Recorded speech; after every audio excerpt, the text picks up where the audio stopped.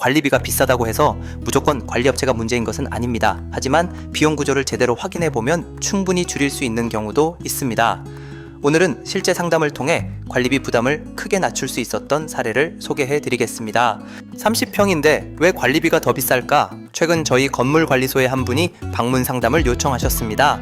약 50세대 규모의 아파트에서 관리업체를 교체하고 싶다는 내용이었습니다. 사실 이 상담은 갑자기 시작된 것이 아니라 작년부터 꾸준히 이야기를 나누던 사례였습니다. 의뢰인께서는 40평대 아파트에서 30평대로 이사하신 지 약 2년이 되어가고 있었습니다. 혼자 생활하기에는 기존 집이 너무 넓어 평수를 줄인 것이었습니다. 그런데 이상한 점이 하나 있었습니다. 예전에는 40평대에서 관리비가 약 20만 원이었는데 지금은 더 작은 30평대에서 약 30만 원이 나오고 있었던 것입니다. 평수는 줄었는데 관리비는 왜 더 많이 나오는 걸까요? 관리비 고지서를 하나씩 확인해 봤습니다. 의뢰인께서는 관리비 고지서를 꼼꼼히 살펴보기 시작했습니다. 먼저 차량 한 대에 대한 주차비 2만 원이 부과되고 있었습니다. 입주 당시 자가 소유로 들어오셨기 때문에 부동산 계약을 하지 않았고 주차 관련 안내도 제대로 받지 못한 상태였습니다. 확인 결과 주차비는 잘못 부과된 것이었고 관리사무소에서 정정해 주었습니다. 다만 이의 제기를 하지 않았다면 계속 냈어야 하는 부당함에 마음이 좋지 않으셨다고 합니다. 하지만 의무는 여전히 남았습니다. 단순히 주차비 2만 원이 문제가 아니라 전체 관리비 자체가 높은 이유가 궁금했던 것입니다. 가장 큰 비중은 경비원 인건비였습니다. 혹시 관리업체가 과도한 이익을 가져가는 것은 아닐까? 충분히 할 수 있는 의심입니다. 하지만 실제 관리비 내역을 분석해보니 원인은 조금 달랐습니다. 이 아파트는 약 50세대 규모의 소형 아파트였습니다. 경비원 두 분이 격일제로 근무하고 있었고 관리업체에서는 월 1회 방문하여 관리비 부과 등을 지원하는 형태였습니다. 문제는 소형 아파트 특성상 경비원 인건비가 세대수로 나뉘다 보니 세대당 부담이 상당히 커질 수밖에 없다는 점이었습니다. 경비원 두 분의 월 인건비는 약 500만 원 수준이었습니다.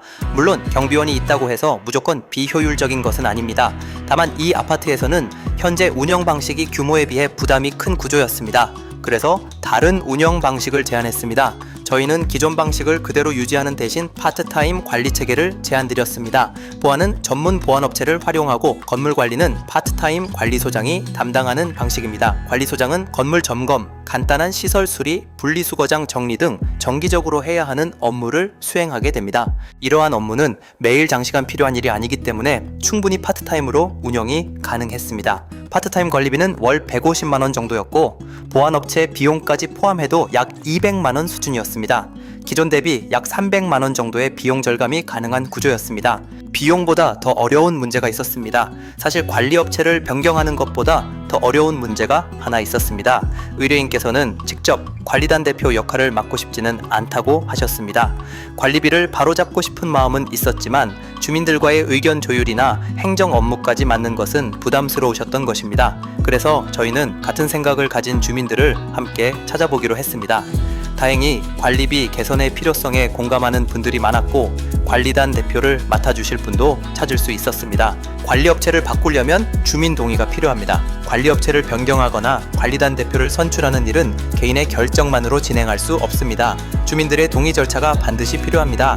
저희는 동의만 받아주시면 필요한 서류 준비와 행정 절차는 모두 지원해드리기로 했습니다. 현재는 주민 동의를 받고 있는 단계입니다.